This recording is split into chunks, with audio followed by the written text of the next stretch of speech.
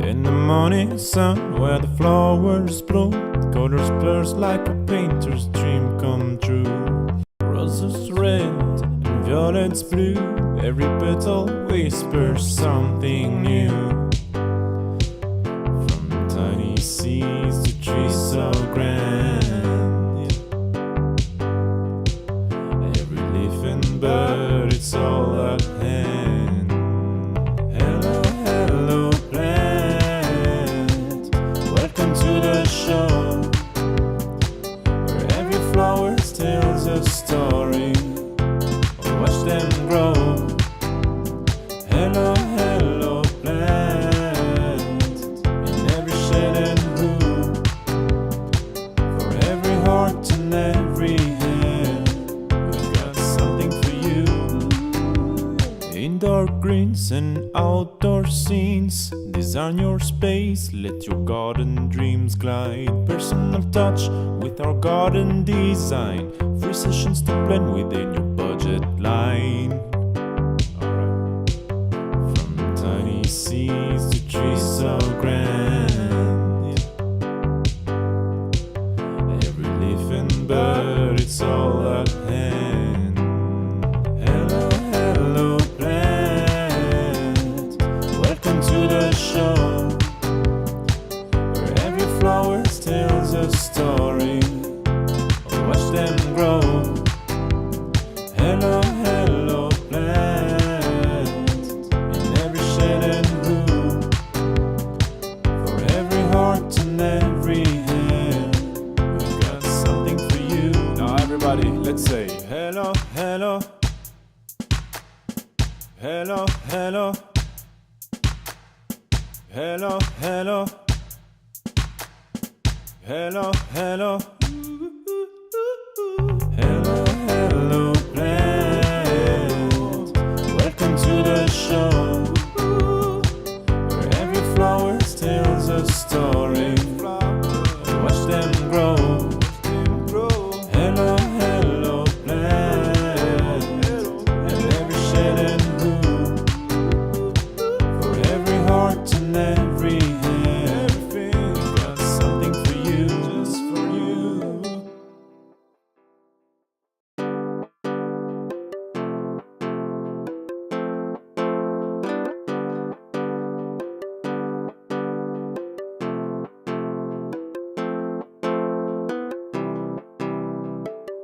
In the morning sun where the flowers bloom, colors like a painter's dream come true. Roses red and violets blue, every petal whispers something new. From tiny seeds to trees so grand, every leaf and bird, it's all at hand. Hello, hello plant, welcome to the show, where every flower tells a story. Watch them grow. Hello, hello plant, in every shade and hue, for every heart and every hand, we've got something for you. Indoor greens and outdoor scenes, design your space, let your garden dreams glide. Personal touch with our garden.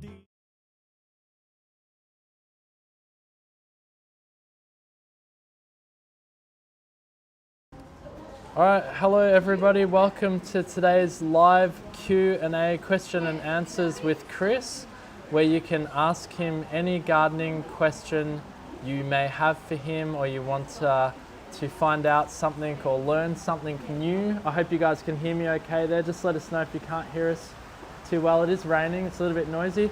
How are you going today, Chris? Great, thanks. A little cool. Working outside in this cold weather today, but otherwise great. Yeah, it's like it's almost gone back to winter, isn't it? Oh, this is your typical spring weather. You got a bit of warm and a bit of cold. I think at the end of the week it hits 23 degrees, and right now it's 12 degrees. So amazing. that's real spring weather. Bit of cold, bit of warm.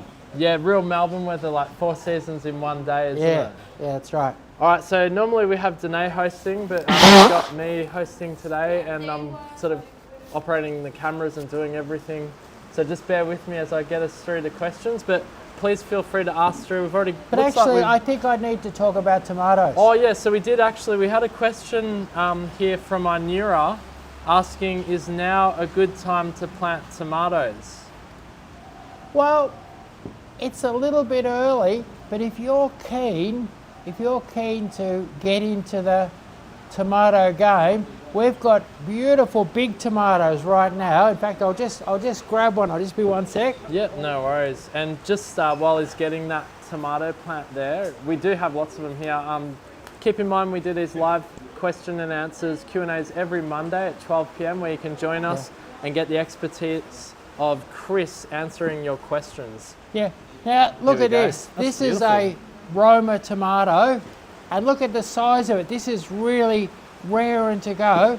Now, back in the olden days when I was a kid, we'd just plant a bit of tomato seed now, and really we wouldn't have anything this size till nearly Christmas. So these have been started off in hothouses. Now, what I would do with a tomato like this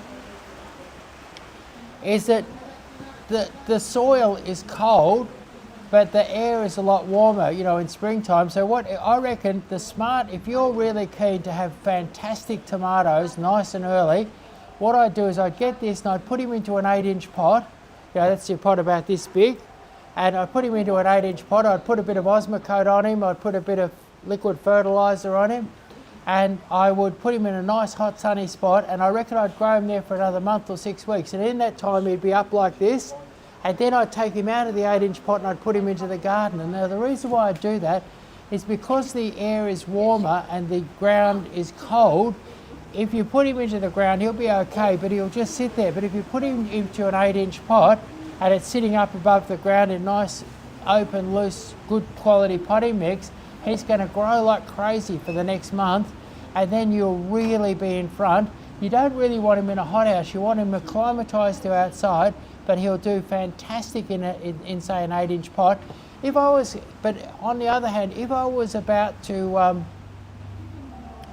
keep him in the pot for the whole summer and keep him living in a pot, I'd go to a 12 or 13-inch pot. So that's your pot about this round. You'd go to a decent, then I wouldn't bother with the 8-inch pot. I'd go to a 12 or 13-inch pot, and you can grow beautiful tomatoes in pots. What you need plenty of fertilizer, good quality potting mix, be generous with the water, and put them in a hot sunny spot. If you've got like a couple of brick walls and lots of radiant heat and everything like that, and you get them in a nice hot spot and get them going now, you'll be in tomatoes in no time. Now, the other thing is, say you're in a hurry to get some tomatoes, and you love them big tomato, the sort of big beef steak tomato. We've got every sort of tomato here at the moment, but if you love those sort of big beef steak tomatoes, but you want tomatoes quick, what you've got to do is, even if you're not that keen on them, plant some cherry tomatoes. Now, there's nothing as sweet or as nice as the cherry tomatoes that you grow at home yourself. They taste twice or 3 times better than the ones in the shops, because they just get that extra bit of flavour when you grow them yourself. But your cherry tomatoes, if you plant a nice big gutsy cherry, something, we've got them this size like this, I reckon you're about 6 to 8 weeks away from your first cherry tomato, particularly if you grow them in a pot, because the potted soil, you're up higher and it's warmer. So don't be afraid to plant cherry tomatoes if you want some tomatoes quick, and then your bigger tomatoes are going to take a bit more time. And planting tomatoes now, getting them going in a pot, you'll be having your own tomatoes in no time. And it's not just really the money that you How quickly can you get the cherry tomatoes, do you reckon? I reckon buy a cherry tomato this size like this, and I reckon you'll pick your first one in 6 weeks, 8 weeks at the outside. Okay, cool. Yeah, they really move, and cherry tomatoes ripen much quicker. And what's interesting is that back when I was a kid, there was only we just used to have tomatoes. So there was only about 2 sorts. And if you come down to the nursery now, I reckon we've got about 20 different sorts. We've got Russian black tomatoes, we've got yellow tomatoes, we've got all sorts of tomatoes. and so there's a tomato for every application. Like if you wanted to say make some tomato sauce and preserve it, you'd probably go for the Roma tomato. They're your classic sauce tomato, you know. Beautiful. Well, we might save some of this topic because we're going to do a full live on tomatoes, aren't we, next week? Yeah. So next week, Tuesday at 12 p.m, we'll have more info on that later. We'll do a promotion and so forth, but we'll do a full live if you want to learn more about tomatoes. We will just quickly circle back to someone here mentioned on TikTok, I don't know if I'm going to pronounce this right, Mount Zanilla. She or he says they had a good tomato plant that grew tomatoes, but inside half was rotten and half was okay. Do you know what that might be? If half Of are the rotten? actual the fruit. The fruit. It sounds like it's the fruit, yeah. If you live in a place like Shepparton, it's really funny. You'd be watching TV and suddenly a rot alert comes on TV. Really? And you go, my God, a rot alert, you know? But anyway, what it is that because there's so many orchardists and market gardeners and stuff up there, when you get certain conditions, like where you get sort of like a bit of rain and a bit of heat, and it's just right for the fungus and rot and that hits fruit, and tomato is a fruit. So it's that old rot alert. And I mean, if you move to Shepparton, you naturally get notified of it because that's an orcharding district. But that's your problem. It's your rot, and does it just travel around? Does it, the rot? Yeah, it just sort of travels through the atmosphere and rots fruit with certain levels of humidity. Right. And the thing is that there's two things you can do. One is you can spray it with sort of fungicide, and then the other one is if you grow heaps of tomatoes, you sort of chuck the rotten ones on the compost heap and eat the good ones. And I reckon that's the way to go. Is not worry about the rot too much. Just like even chop them in half and eat the good half and not be too fussy about it. You know, like and I think that's probably and if you grow plenty of tomatoes, like you just eat the good ones and chuck out the crook ones. And basically what happens if you put in a few tomatoes and you look after them, you end up with this abundance of fruit, and it really doesn't matter if a few rot, so you don't have to worry about the fungicide. Beautiful. All right, well, we'll cover more on tomatoes in next week's live, but thanks for answering that, Chris. Yeah. All right, Actually, I'm in the mood for talking about tomatoes. If people want to come up with tomato you questions, can ask I'll away. answer. Yeah. Well, this is an open Q&A on gardening, so it can be anything gardening related. If you want to talk about tomatoes, we can do that. If you have more questions on tomatoes, that's fine. But we have a few different topics here. So here we have one from Instagram saying they have a large 1 meter wide and 800 high outdoor pot, which they are looking to use for frangipani tree in the front of the house. Can you shed some light on this? That would be helpful. Okay. Now, if you live in Melbourne, I reckon one thing I've never seen a big, or I often, when I'm driving around, I love frangipani trees. And this is your exotic frangipani, not your native frangipani. I love frangipani trees. And I've never seen a big old beautiful frangipani around Melbourne that wasn't white with a yellow centre. So we sell all different colours here because people want all different colours of frangipani, but the one that grows and turns into a mature tree is the white one with the yellow centre. And what that requires, it requires a north-facing, sort of sheltered kind of position, like not in a super windy, terrible spot, but maybe with a brick wall reflecting a bit of heat. So it's sort of what I'd call a heat pocket. So if you can find yourself a bit of a heat pocket, and you buy the white one with the yellow centre, which we sell that one, and that's the commonest one. If you go to Sydney or something, or Brisbane, they're everywhere, those white ones with the yellow centres, and they're beautiful, beautifully fragrant, lots and lots of flowers, and they seem to have the robustness that they can grow in Melbourne for 20, 30, 40 years, get bigger and bigger and bigger, but I've only ever seen them, and I've only ever seen them in nice, warm, sunny spots. So basically, warm and sunny, white with the yellow centre, and you're in business. Beautiful. I hope that helps you there with your frangipani question. We have another question here from TikTok, the Good Foodie Co. asking, what ficus heali to border backyard? Worried about the roots as we have 2 easements. Any ideas? Okay. There's a couple of issues here. First of all, we sell a ficus called Ficus Co. And your Ficus Co is comes from Vietnam, actually, Vietnam, Thailand area, and it's not as big growing, and it has much less invasive root system. And so if I was worried about the roots, I would tend to grow Ficus Co ahead of Ficus Flash. And then the other rule that I stick to is that big trees have big roots and little trees have a lot less roots.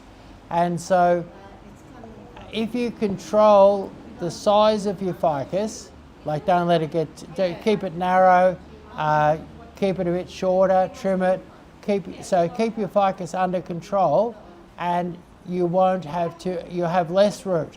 So a Ficus Co, which has less root, and if you don't let it get too big, and if I get a customer in here and they've got a very confined area, it's close to their house, their foundations, and they want quite a tall hedge, I'm more likely to offer them a weeping lily pilly than a ficus altogether, because big trees have big roots and ficuses tend to have big roots anyway. So they're more of a something like a weeping lily pilly I feel is less invasive than a ficus. So if I wanted a really big tree, I'd look at the weeping lily pilly.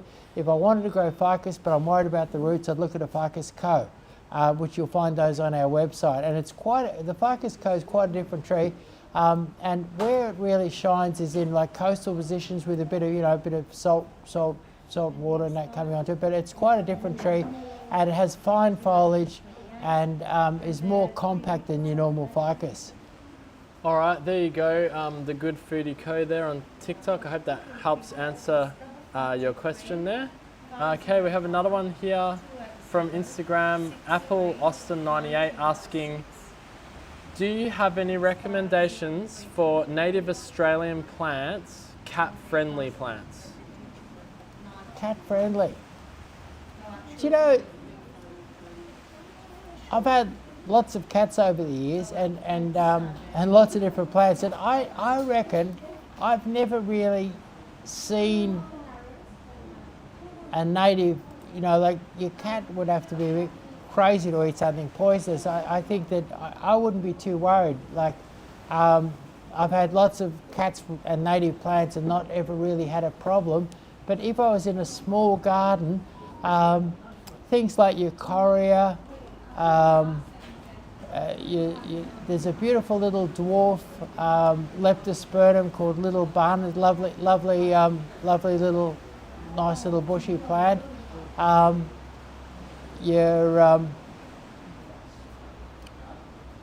Baronias are all in flower, beautifully fragrant at the moment. They're not going to worry a cat at all.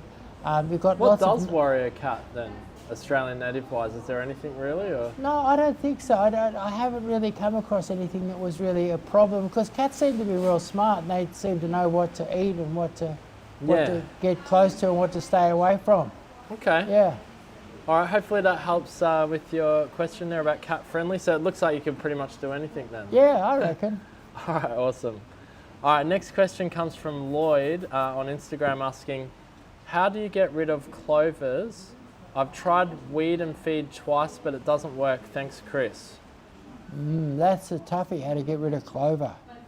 I really don't know. Clover's fabulously persistent stuff.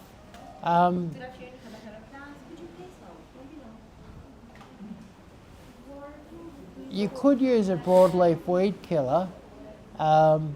The other thing is, if you lift up your mower, your grass tends to smother the broadleaf plants.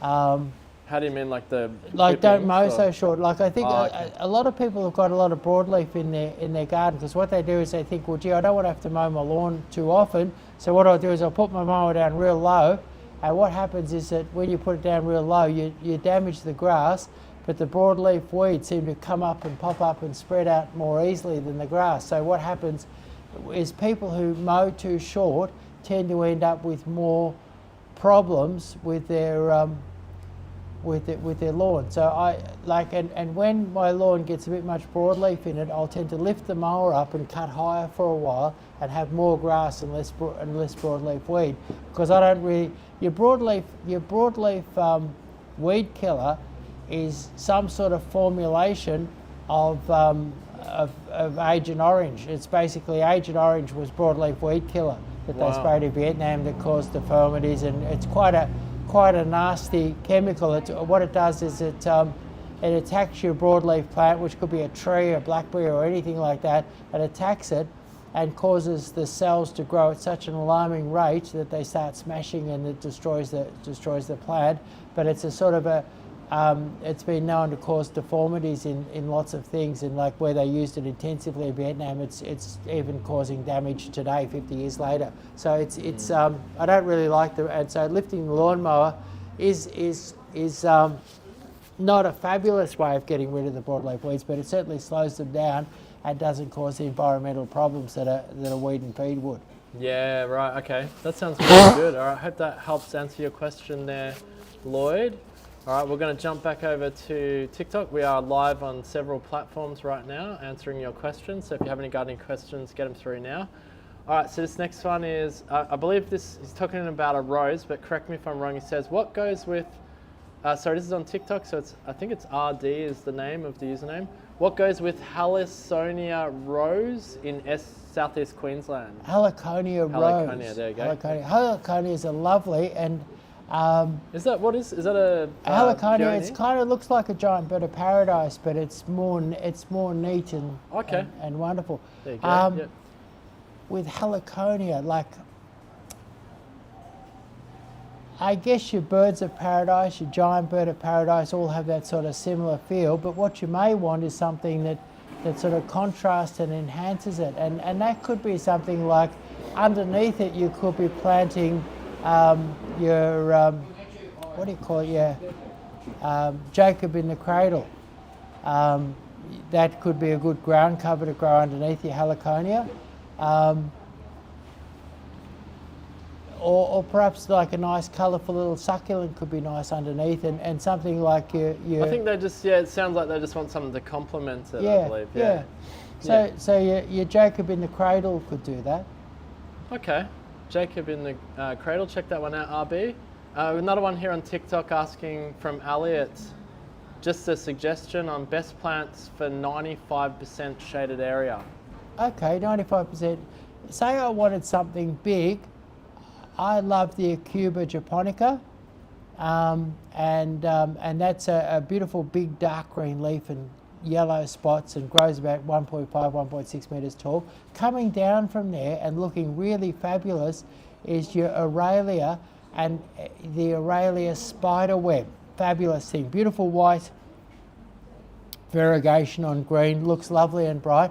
Getting a little shorter is your Tapuna rock lily, and getting shorter again would be your Ajuga burgundy glow. Beautiful pinks and mauves and blues, and a whole sort of beautiful palette of lovely soft colours. Yeah, the Ajugas are lovely, Yeah. So that sort of, I've gone big down to tiny. And I guess if we went really, really tiny, you've got your baby's tears. Yeah. Really pretty, and we've got that in gold or green, lovely and fine, and that's sort of flat to the ground. So that's a whole range of different heights and colours. Beautiful.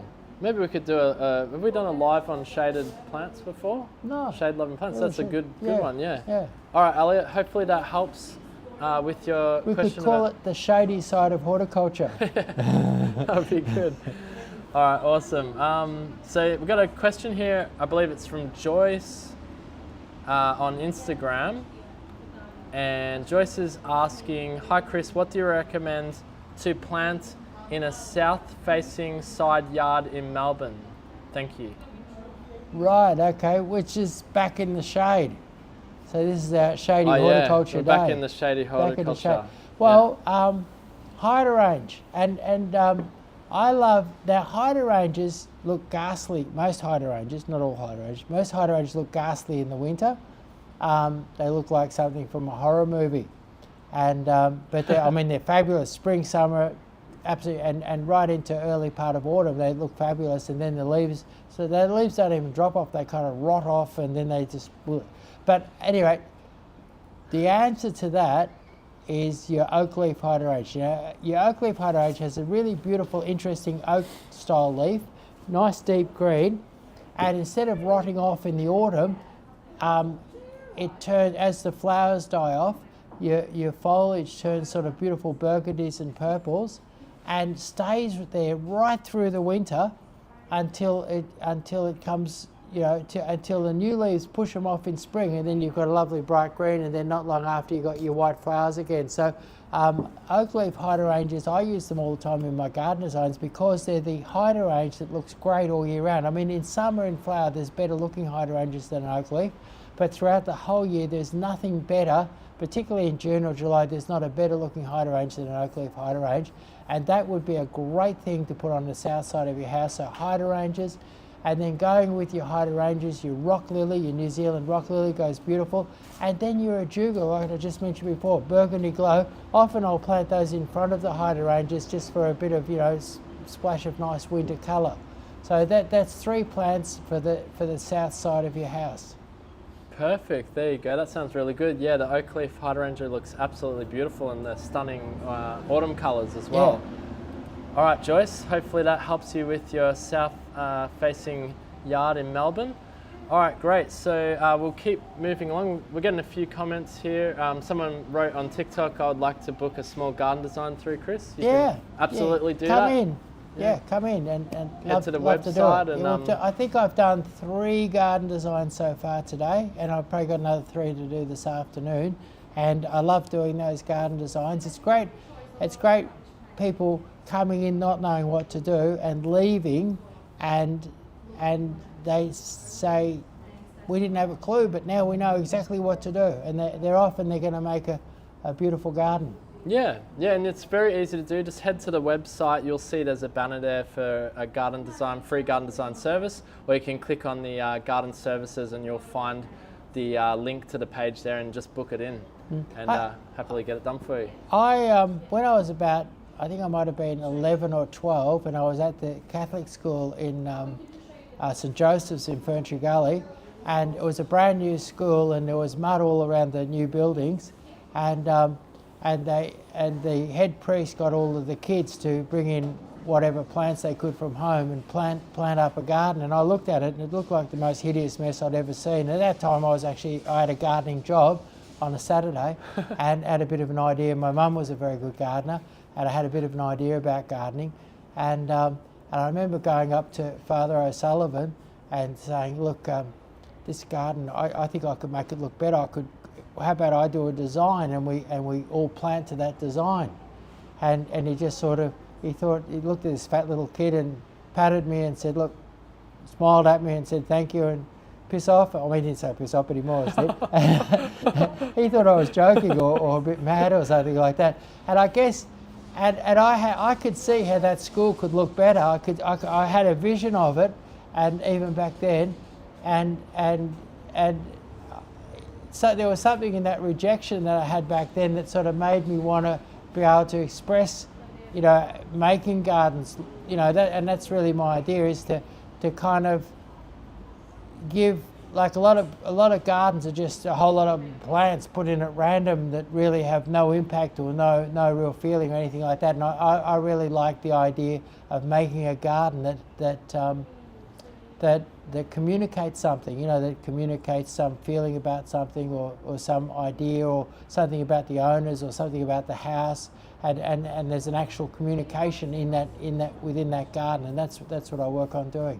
And that's what I tried to do back then for St Joseph's. Father O'Sullivan would be proud now, wouldn't he? If he's still around. Yeah, he was a tough little Irish priest. He's a good guy. Okay, There you go. All right, what a wonderful story. Got another one from TikTok, Jedex, saying, "Hey Chris, great to see you again. You still got your tutu?" Sure have. It's on the seat of my car right now. All right, there you go, maybe Jedex. Next Monday I'll wear it. Yeah, if it's not too cold, hey, we can go back to that. I'll have it on. I'll stand up and you can see me. I'll do the show with your pink tutu. All right, there you go. That sounds like a plan. All right, so Moonchild Bohemian on Instagram asks, they want to get a Monstera for inside, but they read that they are not cat friendly. Do the cats stay away from them? Lots of cat questions today. When I was a kid, we had a Monsterio inside. They're all the rave, like back in the 60s Monsterios, and they've come back into fashion again. And our cat never worried about the Monsterio.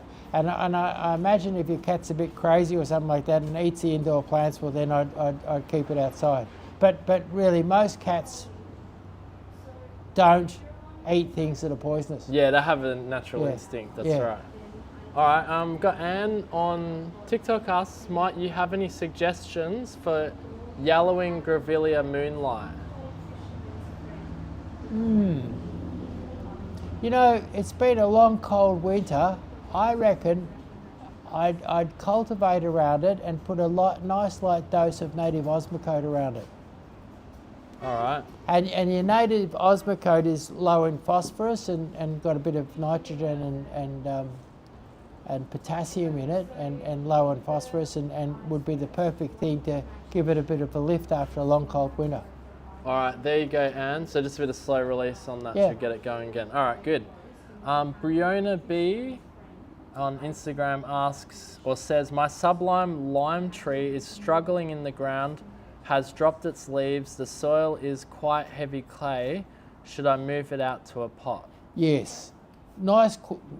Put it in a warm, sunny spot. Use a top quality potting mix. Nice big pot and get out in the hot sun and a bit of osmocote on top and not too much osmocote, but a little bit of osmocote on top and away she goes.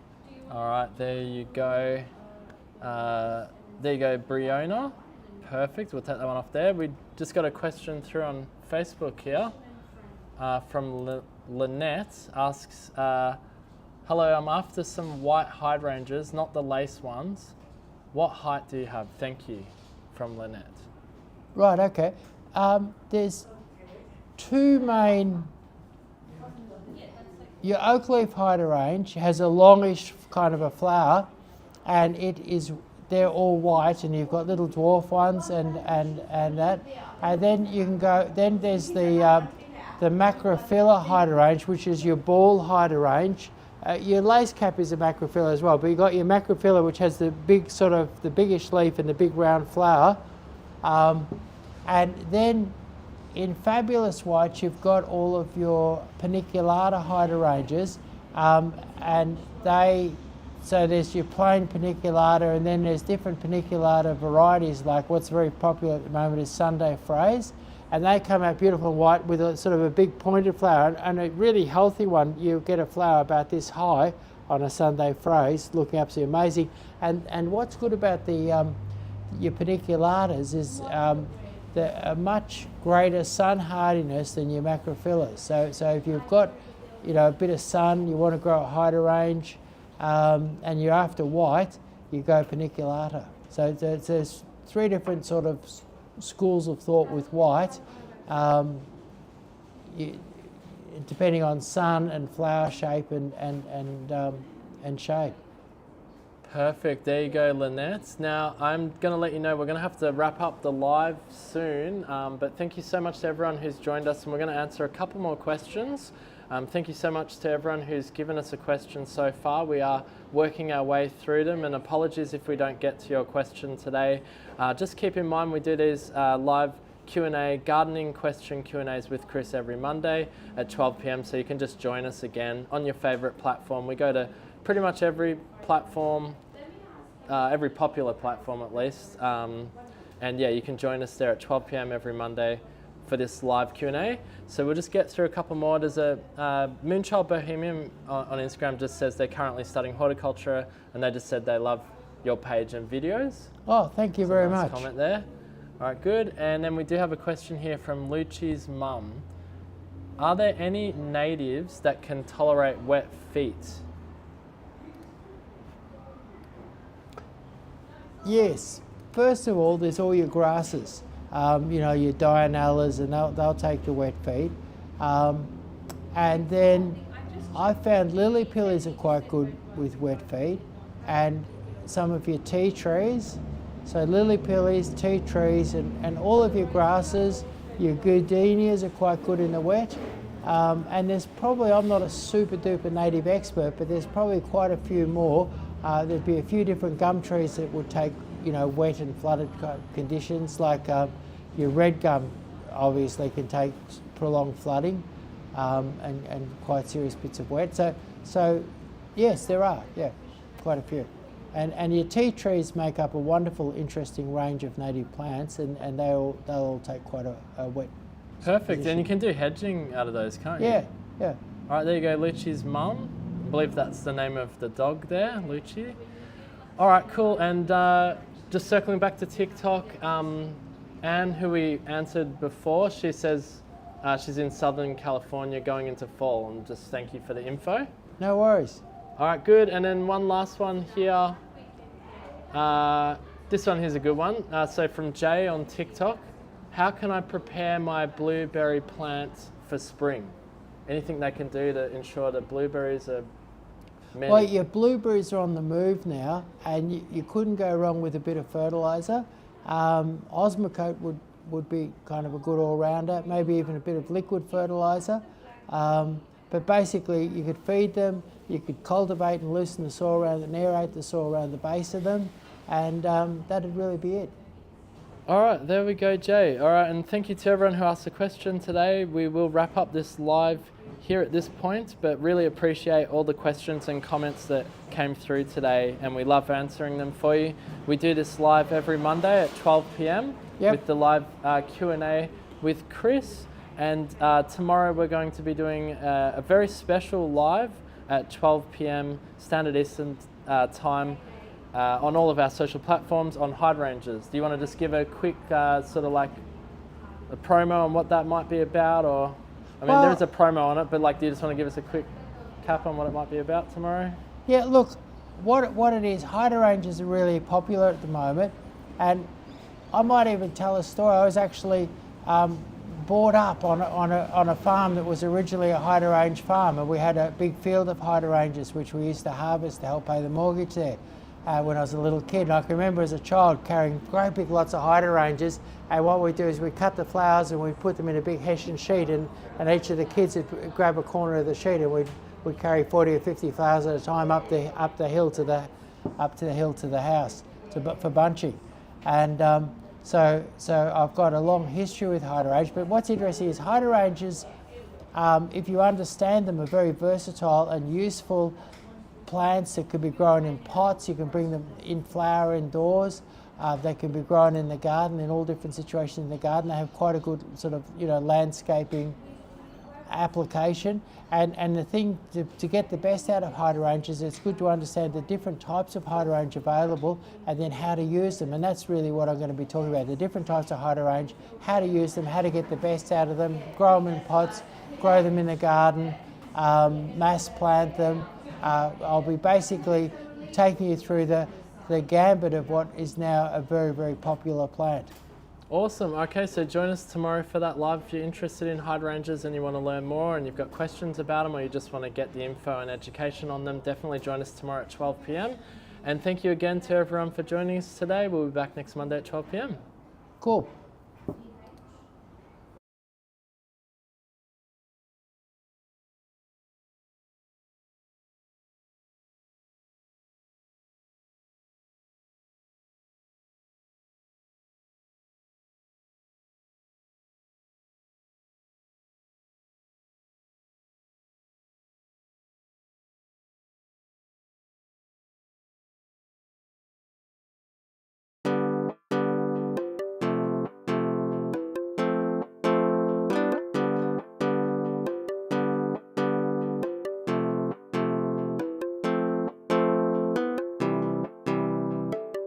In the morning sun, where the flowers bloom, colors burst like a painter's dream come true. Roses red and violets blue, every petal whispers something new. From tiny seeds to trees so grand, every leaf and bird, it's all at hand. Hello, hello, plant.